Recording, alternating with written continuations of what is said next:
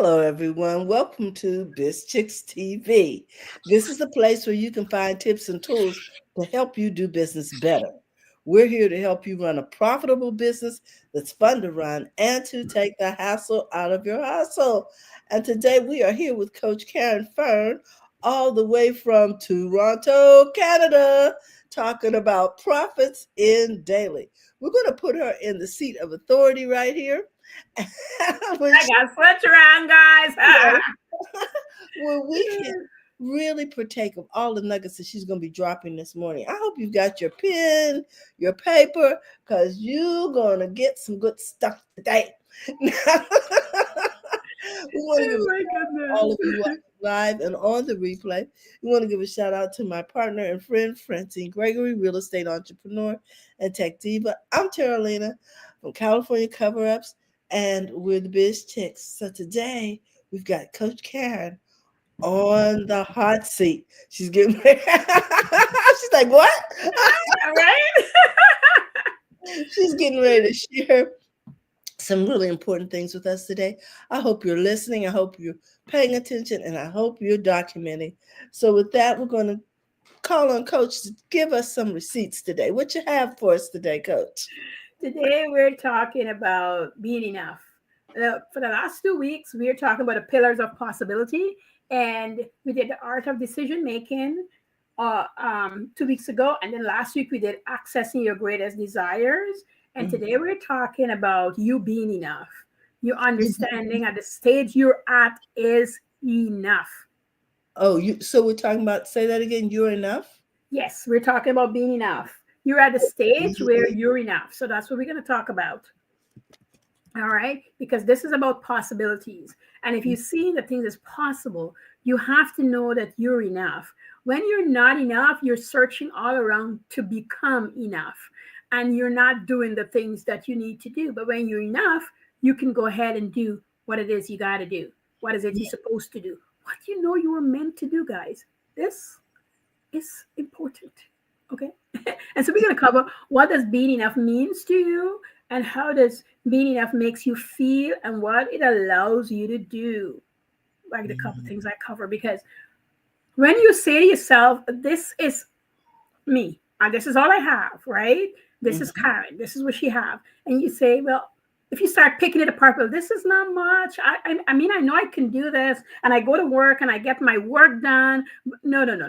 What you have is enough. That's why they employ you. I'll give you a little tiny story that happened this morning. Early this morning, I was in one of my group, my bookkeeping group, and a woman asks about a job interview that she is about to get into. And she said, I graduate college. This is my credentials. I understand how to do bookkeeping. I understand the software, QBO. That's QuickBooks Online, guys, for the accountants. And I'm nervous with these questions. And here is what it is. She's nervous, not because she can't do the work.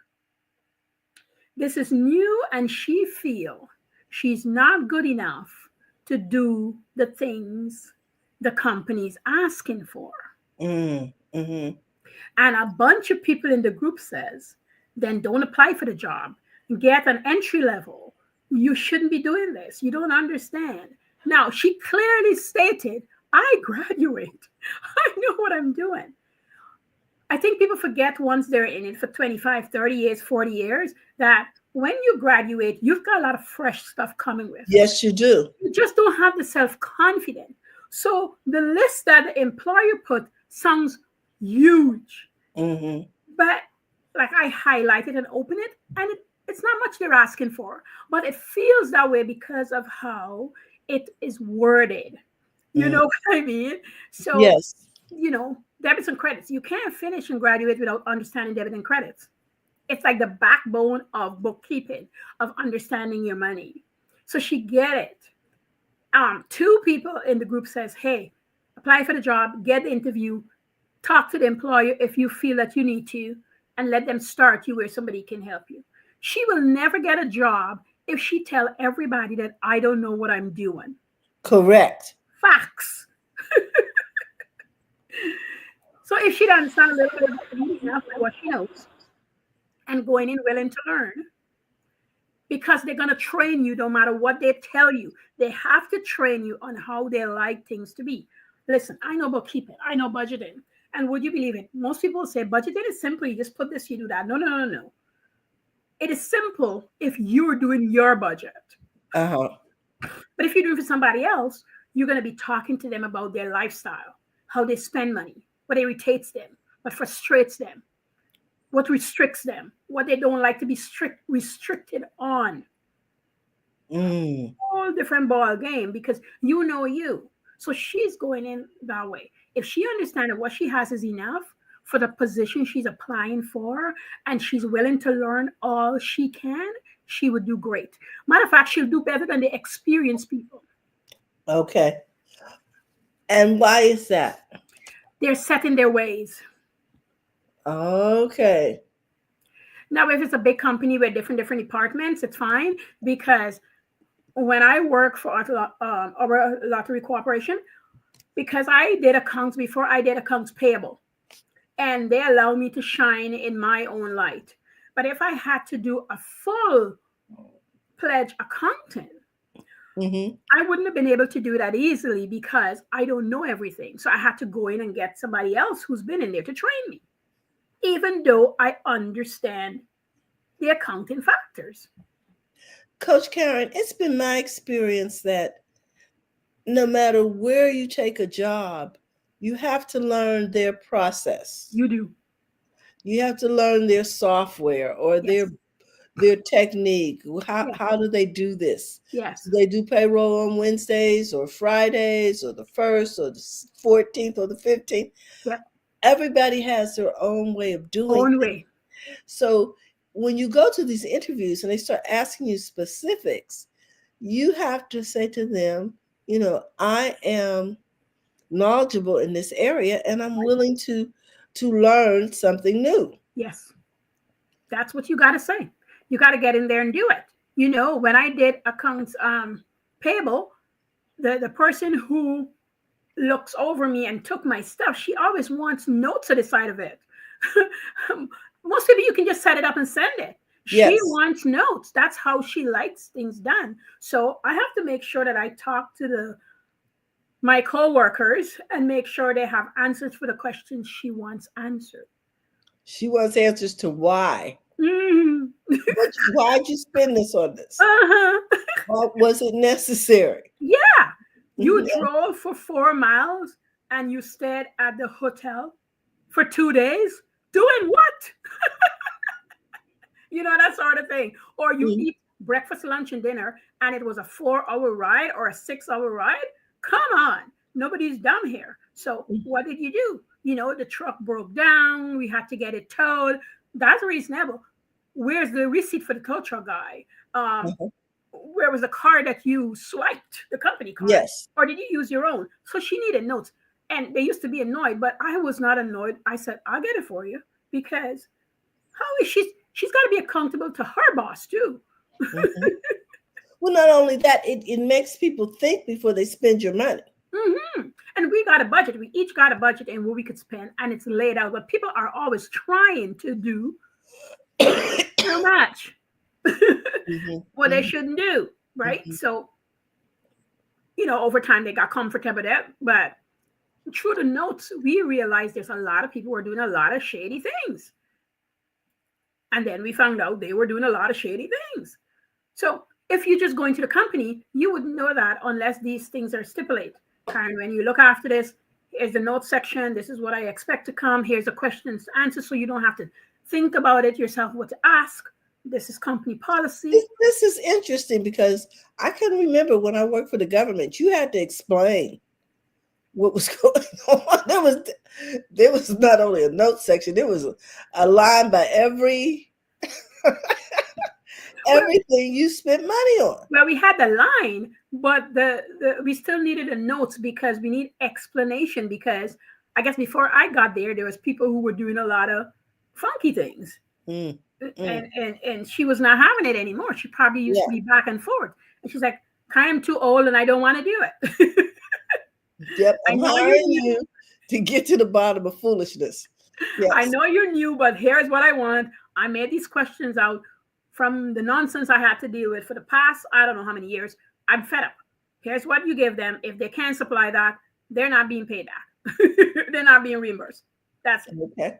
Story done, right? So I'm saying all this to say, when you understand that you're enough in what you can bring to the table, you will learn more, yes, but you're not sitting there questioning and wasting time and procrastinating and all these other things. Mm-hmm.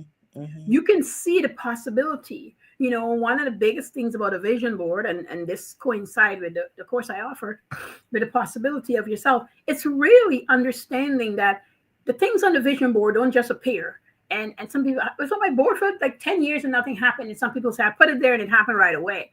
The intention when they put it on the board, what they were expecting, what they're willing to work towards, and the understanding that some things is going to come very quickly and some things going to take a longer time. This is just fact of life with everything. This morning on my walk back, God and I were talking about this stuff, how it just came to mind because it was so cold, Terry, and I was questioning my decision on this morning walk that I'm doing.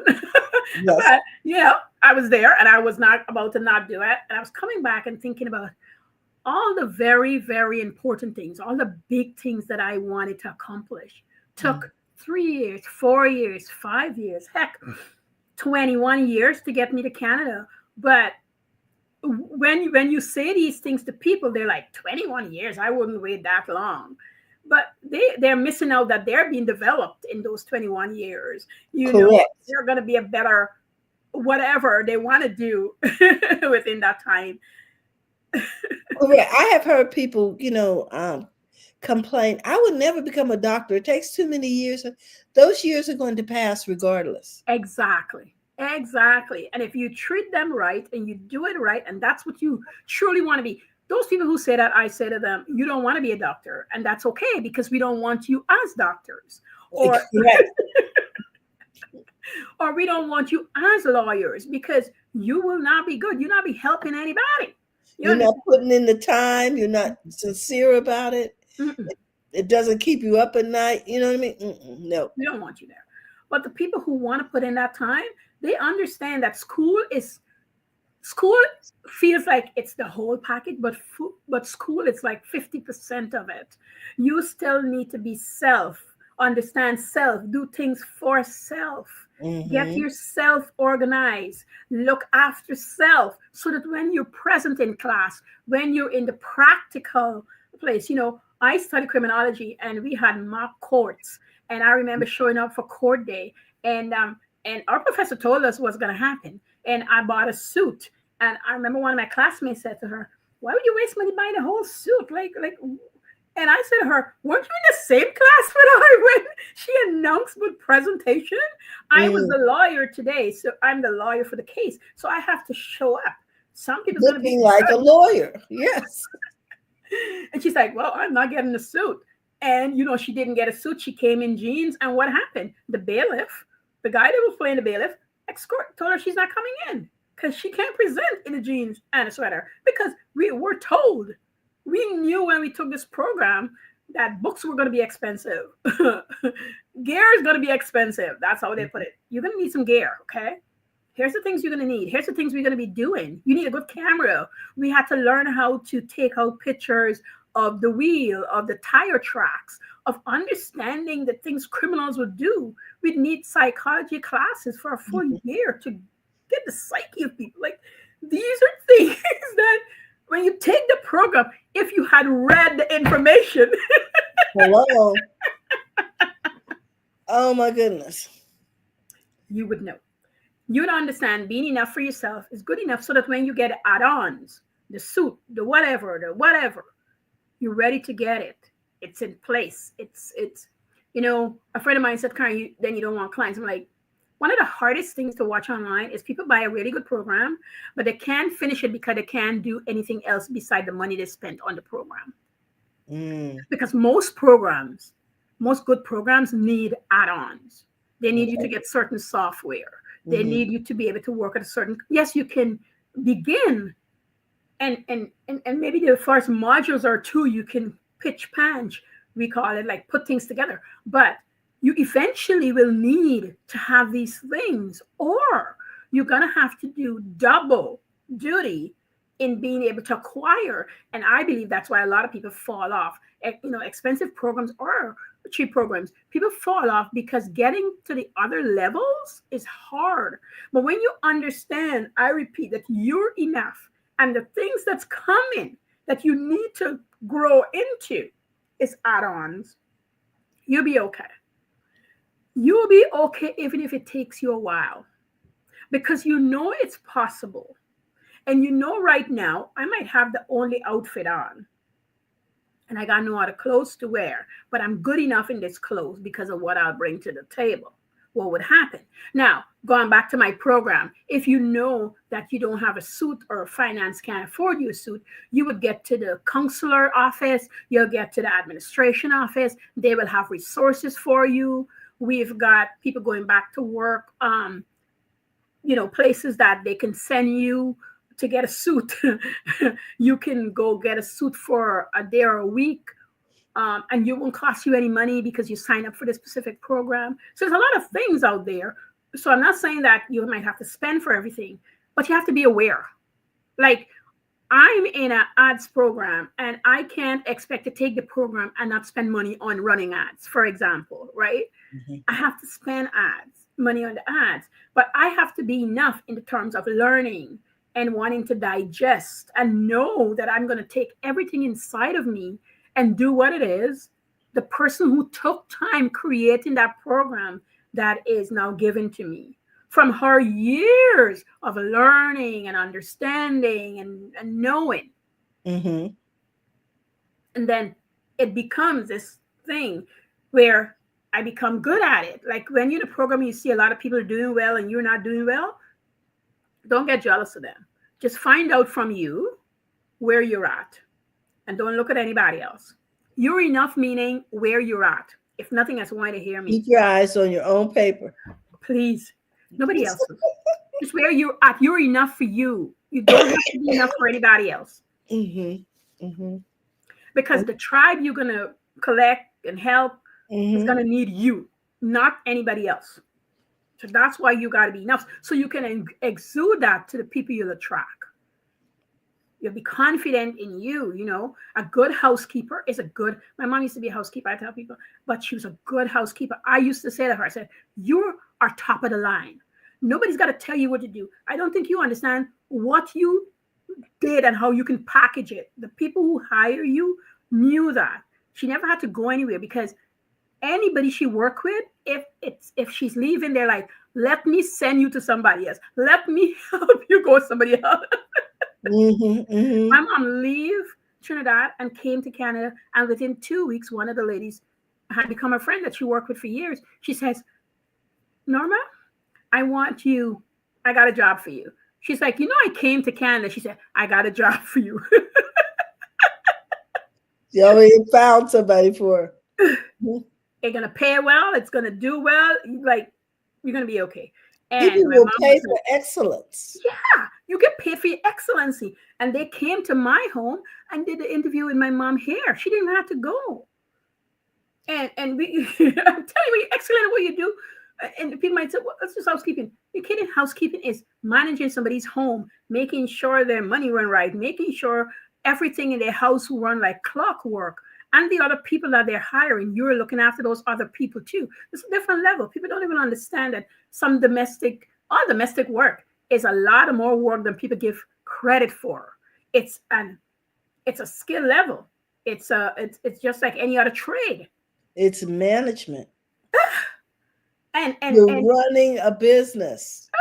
And then when he came, she said, I have to think about it. I never forget, the family came. I got to think about it. I'm going to talk over the numbers with my daughter and we'll see if the compensation is right. So even though the recommendation was there, that let him know what he's getting. That let the family know. They were happy. The compensation was great. They went way and beyond what my mom was, needing and wanting. And I'll give them good credit for that. Great employers. But that's because she was coming with a high skill level. She's coming. They know that when my mom was retiring and leave, he said it. The person who came after, he's like, they can't touch you. And that's what you want. When you understand how enough you is for the situation, you can always build on that. The enoughness don't mean you stop here, you don't have to grow anymore. That's not what it means. It just means that you need to know so you can get to this other place. And then, so Terry, what do you feel about that before I go any further? Well, I want to say this, that once you come into a higher skill level and you're getting ready to lead the industry, the best thing you can do is begin to offer training, because especially when they know you're leaving and they want you to train somebody, you need to ask them, so how am I going to be compensated for this? Or you need to take that opportunity to develop a training program for that person that you can use when you retire to start a business training people, because you have experience, stories, expertise, exercises that you've developed on their time because they didn't want to pay you to train this person, so that you can use that time also to benefit yourself. Because it is really a lot to be asked to do your job and train the person that's going to replace you. Yes, it is. Sometimes you're not even ready to go. Exactly. And they're like, can you train Susie? What? Yeah. You got to start packing up, understanding that, you're ready for the exit door. And I would give this family that too. Mom trained the replacement and she was compensated for that. And she didn't even have to ask. It was just like a given. Because they understand the value of institutional knowledge. They did. They really did. They really did. And sometimes we have to look into what it make you feel, because it might make you feel uncomfortable when you realize that that's what you're going for. And I want you to know it's okay. Every new thing you go to do, it's going to be uncomfortable, hard, and it's going to make you feel like you can't do it. It's okay. It's okay. You're still going to go do it. Because as Terry just talking about it right there. So what does it allow you to do? It allows you to do what Terry talked about. Go to the next level with your skills. It really does. It really does, And one of the things I offer is help people take what they have and package it up. Take what they have and make it make sense, in a teachable way, in a way that you're conversational with people about. Because everybody learns differently. But one thing 99% of us have in common is we can relate to a story. Mm-hmm. We can relate to how a story plays out. We can find some commonality within the storyline. And when we can find that, we buy into the idea that we can do it. We buy into the idea.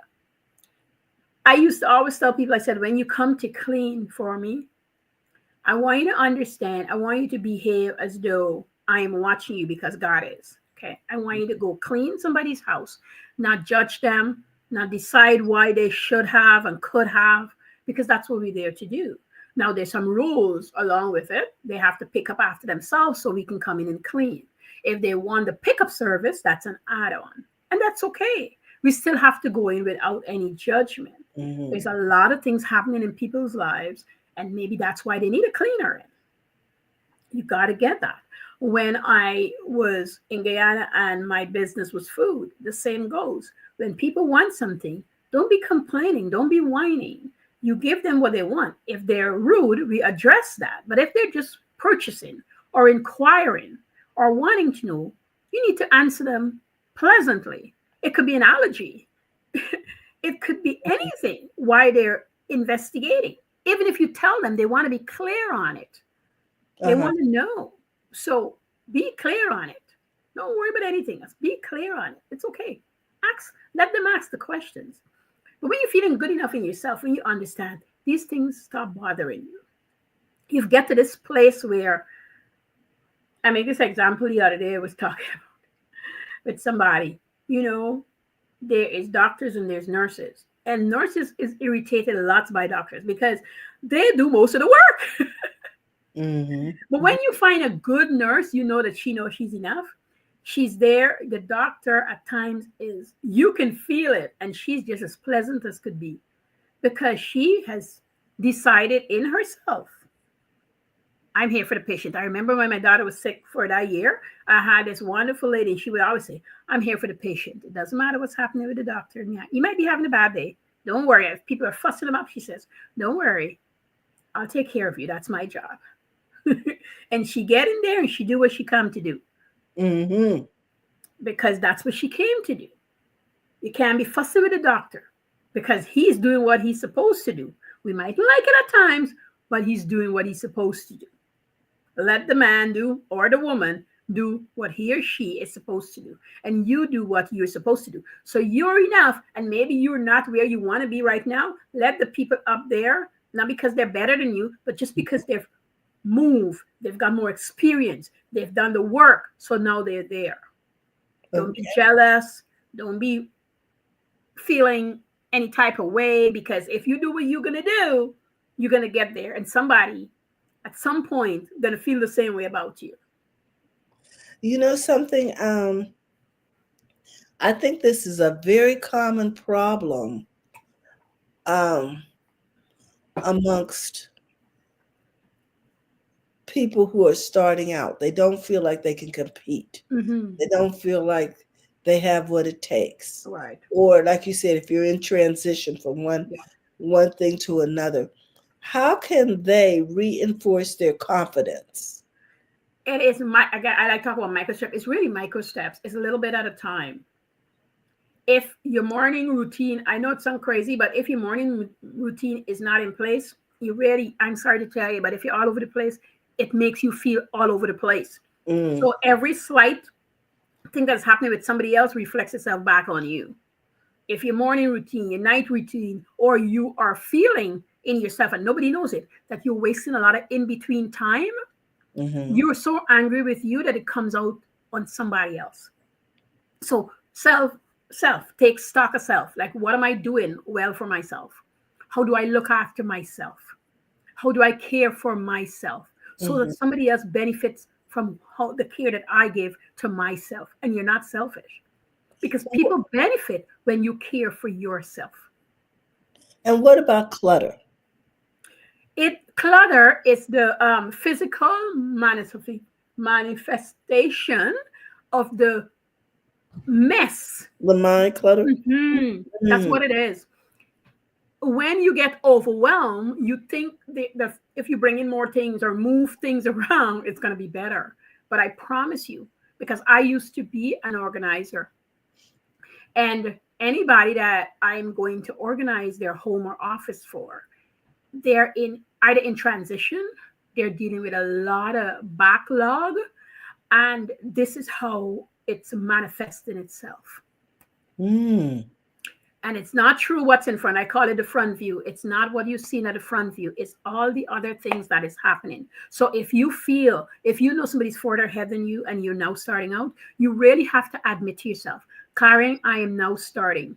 What does people who starting out do feel like? Wish they could be like? All those things. You need to really sit with it, and you're not going to like it. Probably for about 3 weeks, you're going to be pondering and upset, vexed, frustrated, irritated. These are real things, and don't fight it. Just be it and then move from it. That's the best solution. If you try to go too fast, you'll revert back to it. So you have to be in the 7-day journey, the 30-day journey, that 60-day journey. I mean, it sounds long to the people who's in it, but the truth is you need it. You need 7 to 10 days to do something every day, that one thing. I don't care what that one thing is. If it's getting up at 6 in the morning, if you can do a 5 o'clock, or getting up at 8 in the morning if you don't have a job. But if you have a job, is getting up 15 to 20 minutes earlier than you need to get up to go to the job. Whatever that thing is that you need to do, you need to do. If it's 5 minutes, my daughter used to laugh at me when I was doing a 5-minute workout years and years ago, because I couldn't get myself back into the rhythm of exercising. I fall off for some reasons. And Terry, I used to do 5 minutes, only 5 minutes. Push up, sit up, I think I'd stretch my hand. 5 minutes and it was over. And I was thankful that it was over. I was happy for the 5 minutes. And then one day I got to 10 minutes and then 15. There's no other way than starting where you are and what you can do. Wow. Well, Coach, we just want to thank you so much for helping us realize that we are enough. Enough. Yes. we are we are enough. And today's title was Being Enough. Yes. Coach Caren has a link here. So if you're looking to have an appointment with Coach Caren, we're going to put that link up in the chat. Also, we want you to know that, oh my goodness, there is no better way than to get ready for tomorrow than to start today. Yes. So this is the link for for for Coach Yes. Karen. I'm gonna copy that and put it in the chat so Okay. that you Yeah. guys can um, get to it. And come on, let's start the year out right. Yes. Start Let's today. Yes. Yes. let's get some coaching that makes sense, that will help us understand that we really are enough. Mm-hmm. That someone sees us and knows that we have what it takes Yeah. to bring those profits in daily. Daily. So, guys, we want to remind you that if you are looking to become a part of BizChicks, simply text Biz to 33777, or you can get hold of us through bizchicks.net. We'd love for you to become a part of our community. We'd love to share with others what it is you do and how you serve. Yes. Remember, it's okay to make money in your business. Come on now, go to the front of your own line Please, please, please, please. and call BizChicks if you're trying to take the hassle Out out. of your so. It's what we do. Have a great day, guys, and we'll see you all soon. Bye Bye bye. bye.